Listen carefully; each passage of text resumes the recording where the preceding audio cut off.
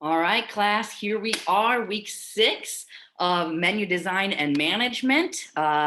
We are near the end, so congratulations. You all are super close to wrapping up the program, which you should all be very proud of yourselves, and reflecting on what you've accomplished and how much you've learned, which is really important. Going from walking through those not literally walking through the doors, but walking through those figurative doors to Escoffier, almost a year ago, not quite, and thinking about the knowledge that you came in with then and how you've added to it and expanded on it, and how you hopefully are looking at restaurants, the restaurant industry, menus, recipes with a different look. Maybe you're going to start thinking about the costs associated with menu items, putting yourself in the owner's shoes from time to time and thinking, I wonder how they came up with that price. Does that price make sense?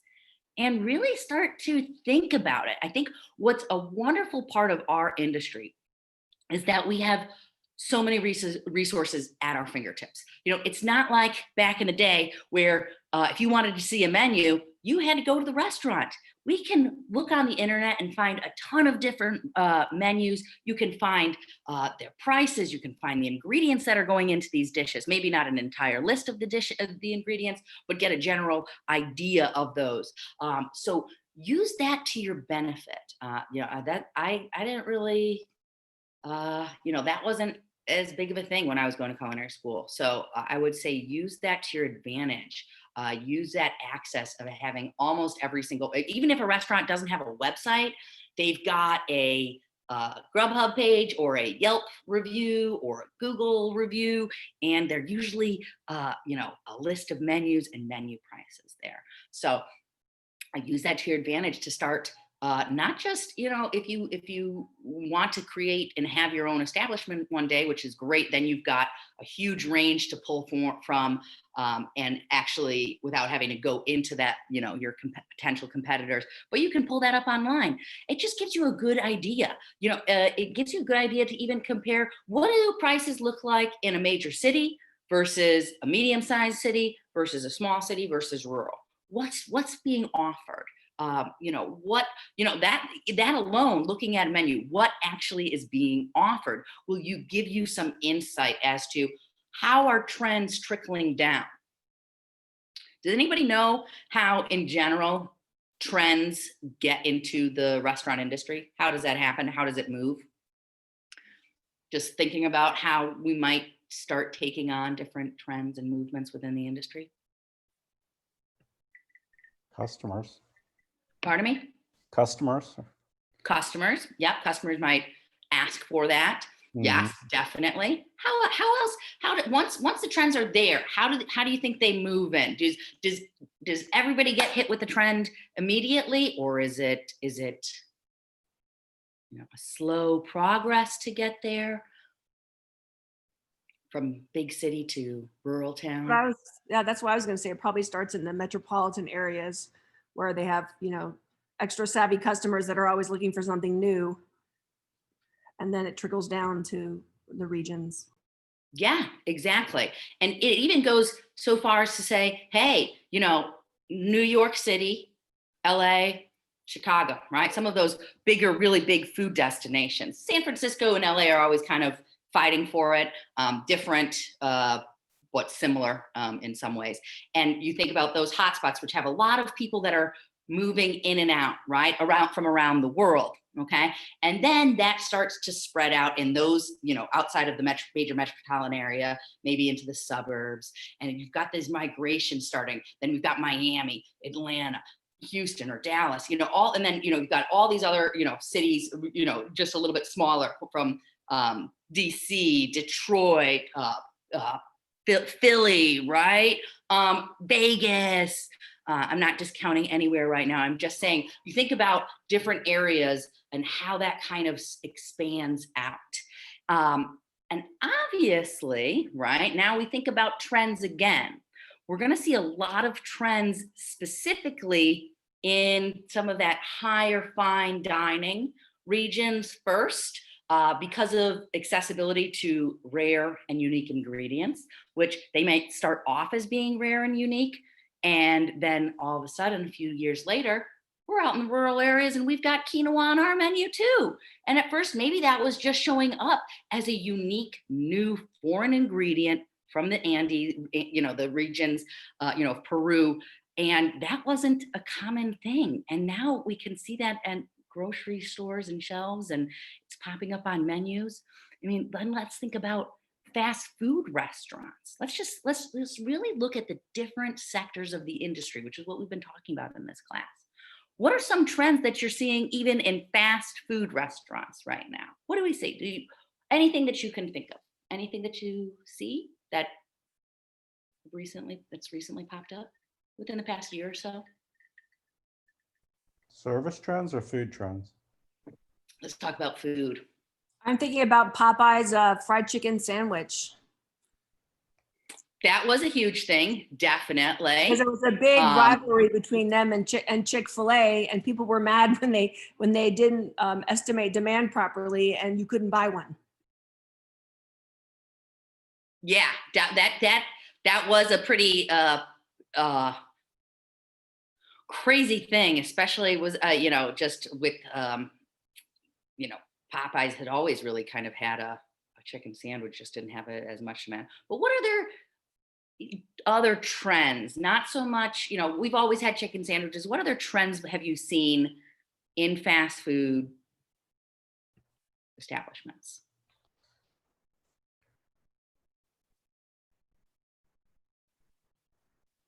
I missed your question because I had trouble logging in.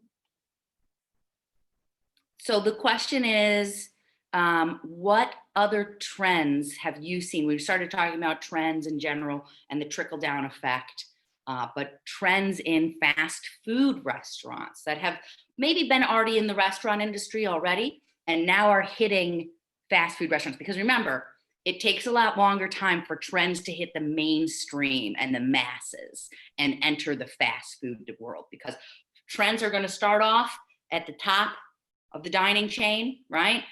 And the more familiar people get, the more demand, they trickle down. So what are some of the other trends that we may have seen menu-wise, food-wise? Like a seasonal menu where they change something due to season? Yeah, I wouldn't say, fast food restaurants don't have a ton of seasonality. They might offer specials like like limited chicken fries. Yeah, like LTOs. So in like R&D term, that's called LTO, which means limited time offer, an LTO, not lettuce, tomato, onion, which is also funny. But an LTO, limited time offer. So limited time offers aren't usually seasonally based in the fast food world too much, other than like maybe you've got an ice cream place that does a seasonal thing. But let's keep thinking. I think they have a lot of more options about like keto diets or carb-free food. Vegan. Yes. Vegan, yeah. Yes. Okay, you guys are starting to pick up. What else? What else are you seeing? We've got specific like diet-friendly foods, so gluten-free items, right, are popping up on menus. Let's be honest. Were gluten-free menus on a fast food menu of 5 years ago? No. Okay. What about vegan meat alternatives? Were those options? Now we've got the Impossible Burger, right? I think Burger King did the Impossible Burger. We've got, so we have vegan meat alternatives coming into the fast food realm. Whoever thought that was going to hit, right? I certainly didn't know when it was going to hit, but here we have it. I remember a long time ago where there were some chains that started to try only to be vegan, and they didn't do very well. So it took a long time for the mainstream restaurants to realize that that's a big enough market that they should make those offers. So it's kind of definitely been an interesting progression. Yeah, no, you're 100% right. That's a great observation. There were some chains that came out, and there's I think like one thing called the Veggie Grill, and there's been a few. It is now. Let's talk about that. It's hard right? To have a very niche market. Now, with the demand and increase of vegan or vegetarianism, it's a little bit easier to get some action and traction and more customers through the door. But it's hard to sustain that, right? When you're just vegan, right? That's like, whoa, that's, unless you have a lot of curious customers, but curious customers aren't walking through the door every day. I mean, consistently. They're not necessarily a return customer. So you guys are starting to get into this idea of thinking about that trickle down impact, right? How does that, when does it finally hit, you know, fast food chains? You could even say, when do these products hit the market in the grocery store, for example, like different flavor profiles on chips that are offered, right? Habanero or the ghost pepper. Those weren't around before, but we've got this huge demand for spicy food. And now we start seeing those flavors come pop up, right? Familiarity with these words or these names. So trends and trickle down effect and how they spread out in the industry is really important. I don't know if any of you had the chance to look at it. I think I sent it out 2 weeks ago, maybe last week, about trends and staying on trend within the restaurant industry. This is extremely important. It's how you, as a potential either chef or you know, owner of a, whether it's a food truck, a catering hall, catering company, freestanding independent restaurant, or the chef of potentially a larger establishment that you could become the role of, right? Where you're creating menus. You need to be on top of trends, flavors, ingredients, utilization. Because without that knowledge, how are you going to keep bringing in the customers? You want to keep your customers, you want to stay fresh, relative, current. Okay. There were 2 examples I was thinking of, Chef. One is spicy things, right? So, yeah, the spicy or Nashville hot. So that's kind of coming into fast food. And then the other, it's not in fast food quite yet, but it's in burger joints for sure, is you know, Tillamook cheese or whatever, you know, like A the specialized front. cheese. Yeah, yeah. Yeah, totally, right? Or highlighting that hickory smoked bacon, right? You know, definitely. Or Tillamook, which is then brand recognition coming in with another Mhm. brand and saying, boom, let's combine our powers and let's get them hooked. Okay. So a lot of this has to do with research, okay, and looking at menus, menu mix, right? Now, we've been talking about how to create a balanced menu, how to make a profit off of our menu as well, right? So I'm going to pull up this week's class topics and go over some stuff so we can dive into that and get a better idea of how to analyze your menu. You know, we talked about pulling data from whether it's your, you know, point of sales, your POS, right, system, point of sale system, where you're gathering data. Okay, we sold 59 hamburgers on Friday night, 34 chicken sandwiches, and 25 hot dogs, and 10 mac and cheese. You know, and you get that menu mix of breakdown. That's how we start to say, okay, we need to make sure our PARs, right, our base of what we have, are ready. So we've got 65 burger patties ready to go for Friday night. So we know, because we're hitting that 59, we don't want to overproduce too much. We don't want to underproduce. Maybe you'd go up to 70 just to be sure, because you could bang out a little bit higher. So we've talked about PARs, right? How you set your past history. That's how you make what you're going to prep for the weekend or whatever day. But let's also talk about how we start to analyze menus and try to find out, is this menu working? Okay, because you need a good distribution of high profitability items and low profitability items, because you're not, every item that you have on a menu is not going to be the same, make the same amount of profit. Why is that? Why do we think that not every menu item is going to make the same profit? Why is that?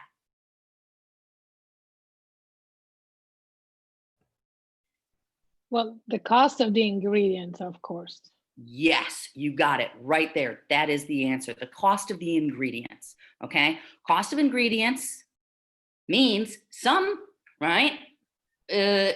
Dishes are going to cost more, and you can't sell it for a ton, right? You can't say, I'm going to just put, I'm going to make sure that everything, no matter what it is, I'm going to put X amount of profitability on that. It just doesn't work that way because people don't always see the value in that. Okay. So let me pull up this really important thing. And if you've ever taken any type of this grid is not just utilized in restaurants. It's utilized,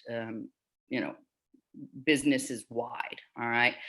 There are some variations in the names of how these are identified. I learned a different setup. So you might see some different names. You might see a question mark here, which would be similar to a puzzle. And you might see the cow here instead of a workhorse. So some different representations and visuals, but essentially it's the same thing. So here we go. These are the 4 quadrants, all right? And remember, just like always within your lesson concepts, you do have to click through these research materials and you'll get these questions prompted to get all those points and get to the next stage. So hopping in here, I want to make sure everybody can see this as much as we can on the screen. That's better. All right. So here we have this. We've got profitability up here, all right, on the left-hand side. So these two are these make a lot of profit. Okay. And down here we have popularity. Okay. So if we have high popularity, so that means it sells a lot. Okay. And we have high profitability, we get a star. Stars are good, right? Michelin star, gold stars. Stars are always associated with something that's positive. All right. So obviously, what do we want to make sure we have on our menu? We want stars.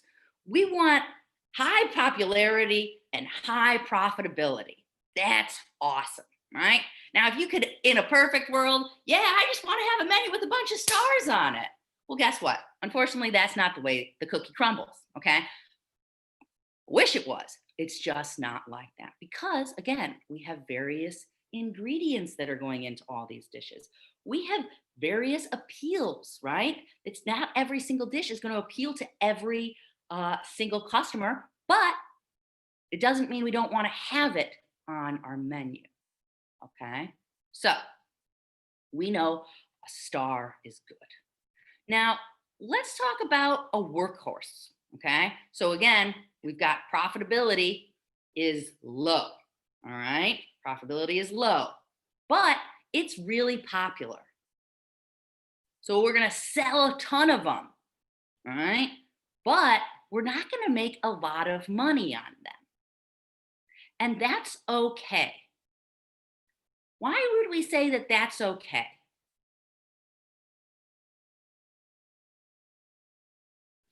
Because of its popularity, we know it's going to keep people coming back for more. Bravo. Yes. It's a workhorse. It's doing its thing every dang day. Okay. Let's think about, I'll come up with answers, some visuals of thinking about how that, but that's what we want. We need to have a workhorse over there. If we don't have a workhorse on the menu, oof, tough. Because like Jennifer said, it's bringing the people in and the people are getting it. And guess what it probably is? It's probably fairly cost efficient. Customers are buying it and saying, that's a good price for a good product. I like that. I'm coming back more and more and more and more for that because I love it. And it's not breaking my bank, right? So workhorses are great. Susanna, did you have a question? I do. I want to. Yeah. So I wanted to ask you this earlier, but now we're here. So how do you? I understand that you can't just have, let's call them cheap dishes and high profit in your menu. you gotta have like something a little more fine, you know, where you have less profit. Is there a like a rule of thumb that you apply to how many dishes to have in your menu like that, or it's just up to whatever your business is and your Well, location and this comes customers down and- to a lot of menu analysis. All right, so I'll see if I can get some percentage. I don't know percentages off the top of my head what that would be, but you know, you think about this as well. What type of all right, so it's kind of a difficult answer because we start thinking about how every little thing has an impact, like the restaurant setup, the workflow, right? We talked about having a bottleneck on one station. So if one station is getting hit all the time, how are we going to continue to keep up that demand, right? So you need that diversity in a menu to just keep the flow of the kitchen going as well. So I'll see if I can get, you know, a percentage base, but it's usually like for example, your puzzles, you usually don't have a lot of puzzles on your menu, okay? Because you can't really figure them out and they don't always happen. So you don't have like, yeah, I would say, you know, your workhorse is going to be a big chunk of your menu. Then you're going to want to have, you know, a decent amount of stars and then puzzles and then dogs. So if I could give you what you want to have, you know, the most of, obviously percentage wise, you're looking for workhorses and stars, but you need those stars in there, you know, and the puzzle and the dog are coming in because let's continue to break this down, right? So the dog, right? Low profitability. So we're not making a lot of money and it's not that popular. And somebody would say, well, why are you keeping a dog on the menu? Why would we keep a dog on the menu? What are some reasons you could possibly think of for having a dog on the menu? Grandma likes it. Yep, you got it, Rob. You got the old favorite customers who've been coming for 5 or 20 years, and every week you can guarantee that he or she's coming in and she wants that dog. All right. And I want that dog and I want it every time. You got to keep some of your customers happy. Okay. So, sure, it's not going to sell all the time, but it's there and it does sell and it doesn't make a huge profit. But maybe you also have those ingredients on hand. Right. Again, now we start thinking about cross utilization. Right. So, all of these little things weave and bend on top of each other, right? If you have a dog and it's like utilizing a ton of products that you don't have in anywhere else in the menu, maybe you're going to start to think like, which dog are we going to take out back? Because you don't want to have too many dogs on there that are utilizing products that you don't have on the menu already. So maybe a dog is utilizing components and ingredients that you already have on the menu. You're not making a specific order to get the ingredients for the dog. And so you keep it on there because it makes the few customers that are on there happy. You've got the ingredients. It's okay. It's not the end of the world. But a menu full of dogs, well, that's going to be bad. All right? We don't want that. You don't want just a menu full of workhorses and dogs because we're not going to make a lot of profit there. We're just going to be chugging along constantly, not making any big money. Okay. So then let's hop up into this puzzle, the question mark. So we get high profitability and low popularity. What could something like this possibly be? We're going to make a lot of money on it, but it doesn't always sell. Maybe something that's not advertised a lot, or I don't know. Something that's out of the comfort zone. There's a Something good new. one, maybe a little bit out of the comfort zone. What else?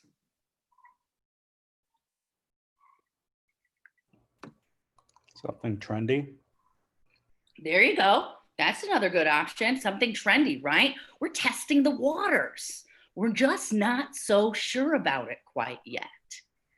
It's selling, but not as much as we thought it would, but we're making a killing on it. So how long do we hold on to that puzzle before we say, you know what? Is that puzzle going to eventually turn into a star, or is that puzzle going to drop into a dog?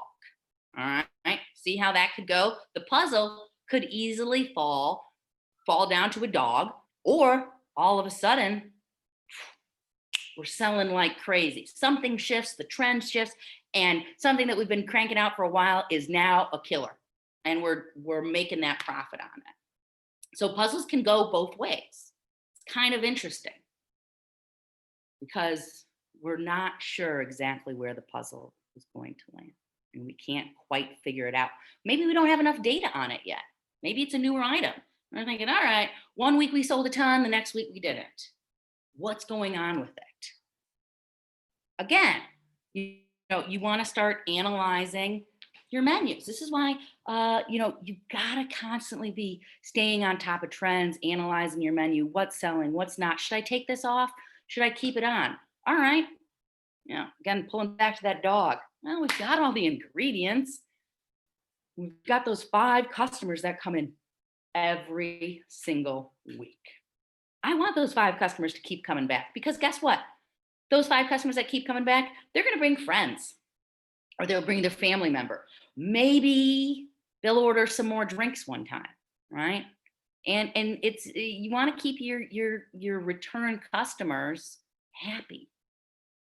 So, does anybody have any questions about this crazy little grid? But I hope that I gave you a good example of how to understand and look at, and how to use, look at a menu and say, okay, we're selling a lot of these, we're not selling these, what's our profitability on those? And then you can start to say, boom, I know what we're going through. We're not going to take that star off. We're not taking that workhorse off. How much longer are we going to hang out onto that puzzle? Dog, which dog are we going to take out? This is how you do it. All right. So let's look at some of this, right? There we go. Dogs and their menu items with low popularity and low profit. If you can, you should get rid of these. But like we said, sometimes you're just going to keep them on. All right. Again, you don't want to have a lot of dogs there, and you might say, hey, which dog are we taking out back? But you're going to keep a dog on there every once in a while. Maybe it's the owner's favorite. It's grandma's recipe, and it's the owner's grandma's recipe. You cannot take that dog off the menu. You just can't, because it's not going to go over well. Okay. This is the reality. And that's okay, as long as you're not keeping a bunch of product on hand. Yes, Susanna. I think that this grid is very helpful, because I don't know how you can keep up with looking at it, but that can help you to, promote the dish. Or I forgot the terminology of when they let you taste some of the dish at the beginning of the meal. I forgot what it's called. You mean like an amuse-bouche? Yes. Yes. When, or being after your meal, say, hey, this is on the house and I want you to try this. So if you look at a grid, you can say, I can do something like that to see if this item can change place in my grid or not. Susanna, that is a great example. Yes, giving a little taste. Hey, this is in our house. Let's see what you have. Oh, wow, what is that? That's amazing. I got to come back the next time and I'm going to order that. Mm-hmm. And yet you could completely shift the location of that item on the grid. And maybe we start to look at it and think and say, hey, is it the placement on the menu that's making this a dog? Or is it the way the menu description is? Are we not selling it the right way? Are our customers confused as to what it even is? Right? So menu clarity. All right. So yeah, awesome. All right. Let's hop into one other section.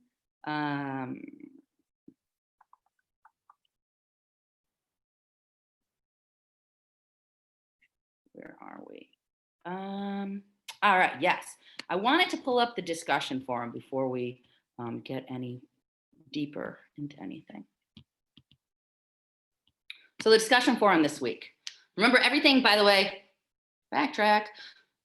Sunday, 11:59, choo, choo, choo, choo, choo, Sunday, 11:59, everything must be submitted.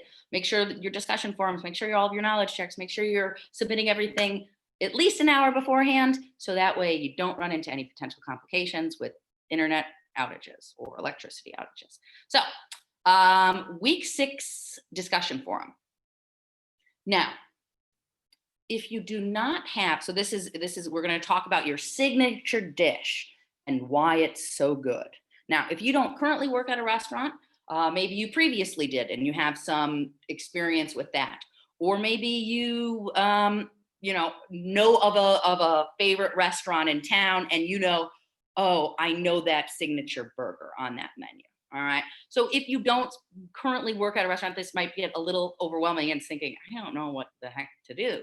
But think about either a current restaurant that you're working at, the signature dish, or an establishment that you've been to previously, and you know that this is their signature dish and this is why it's awesome. Why is it so good? Well, it's been on the menu since the start of the restaurant. It's crunchy. It appeals to everybody. It doesn't really leave anybody out, whatever the reasons. Okay. Remember, we need 3 to 5 sentences per bullet. Okay. Then pick 3 items out of that, that have the highest cost, and come up with substitutes that would not hurt the quality of the dish. Okay. So that would be, can I switch a cheese out of here? Can I switch a bread? That wouldn't necessarily bring the quality down. Okay. It might change the flavor profile, but not necessarily to bring the quality down. Okay. But it might alter that cost point. So maybe instead of using Tillamook cheese, you're just using another great cheddar cheese, and you don't have the higher cost associated with that brand name. Okay, so something like that. Or maybe you say, you know what? Seasonality.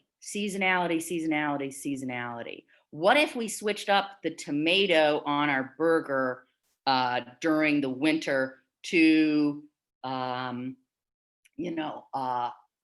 something else, right? Maybe we're making something else that will highlight and not change, actually increase the taste and flavor profile. Instead of using this blah tomato during the dead of the winter, we're putting a tomato jam on there, and we're using the great tomatoes of the season to make a tomato jam, and then we're highlighting that in the winter. Okay. Maybe you're going to say, hey, you know what? We are going to change the ratio of our, maybe we're making I'm just using burgers for whatever reason. I don't know why. The whole wheat flour to our white flour ratio in our buns. All right. It's not going to make a huge difference to the texture or the color, but we're going to start saving money because whole wheat flour has more costs associated with it. Okay.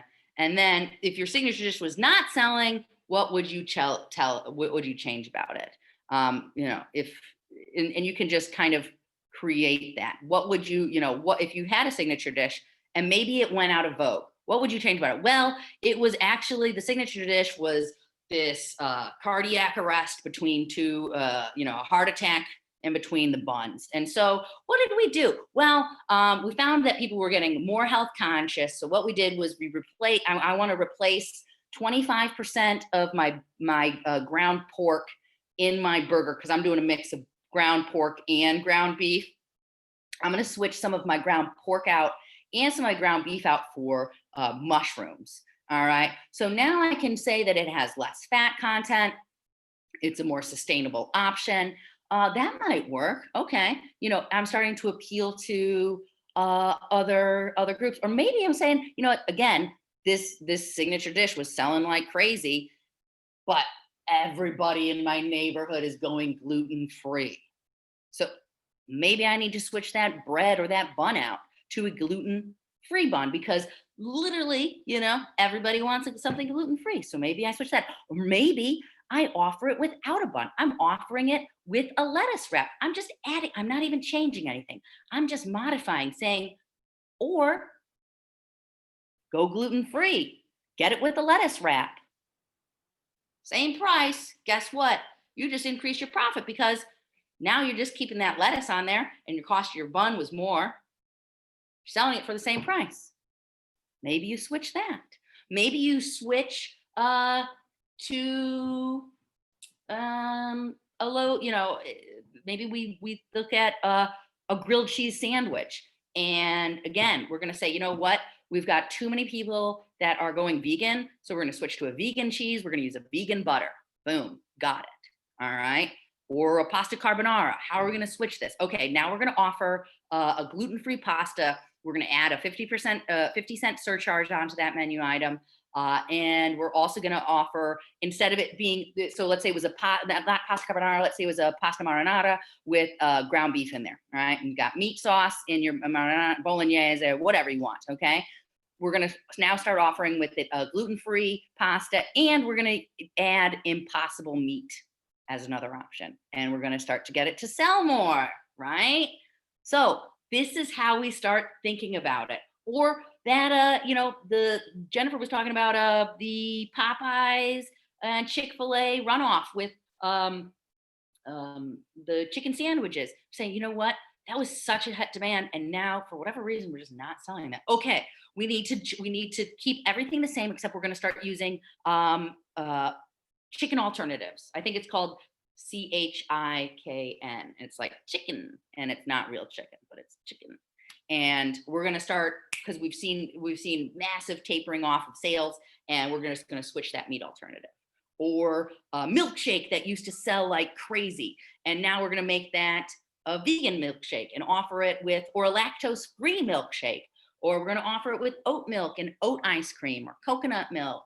How do we, think about those things that you can change to a dish that might start to bring in more appeal to guests that maybe it was selling at one point, and then trends come in and we're just not appealing to them as much. So how do you make that change?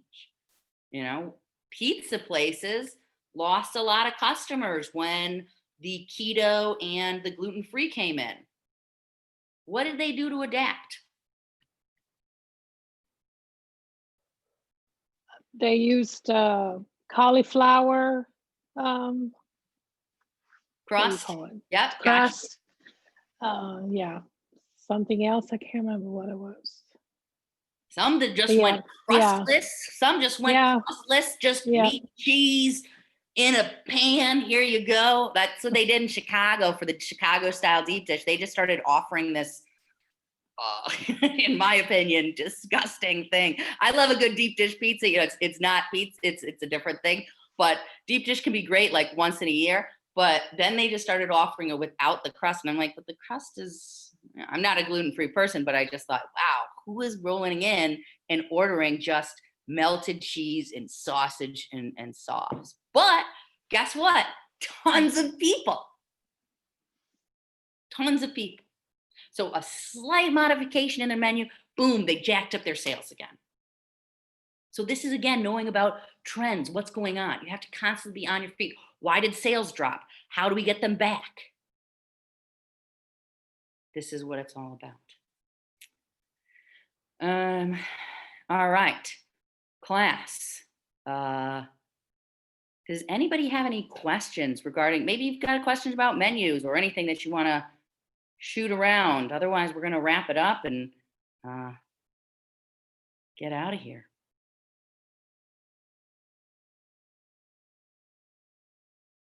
Laura. Yes, ma'am. I had two questions. The first one is on the research materials. Is the program that was in the video, well, was it an Excel sheet or is it a program or is it something available? In the first, let me just pull this up.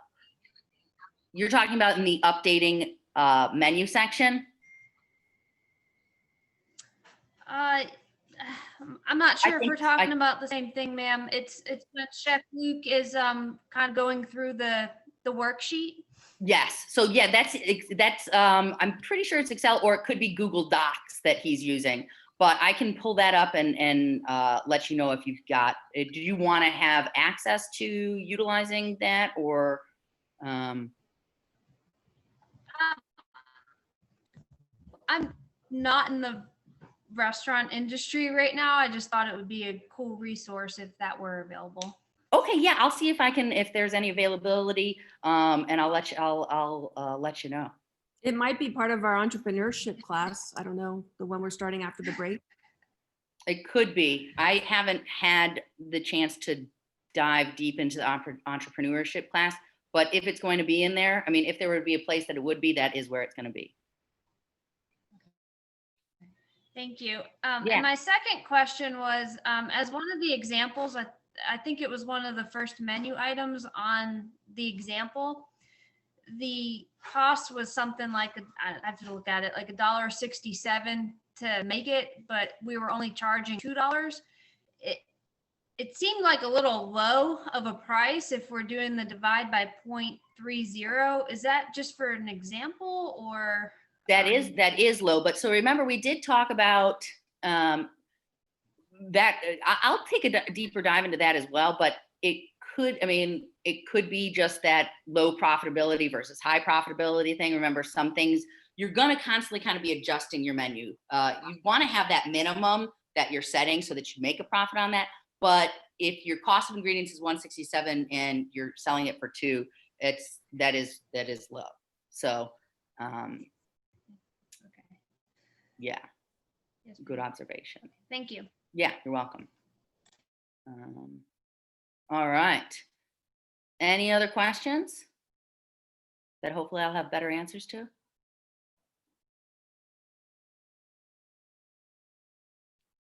No? All right, class. Well, I told you we'd eventually, I pulled through on week 12 and week 11. And I got us out a little bit earlier than my normal 1 hour hit. So happy holidays to you all. Same to you, Chef. Have a great one. Thanks, class. Reach out, stay in touch. Like I said yesterday, it's been a pleasure having you all.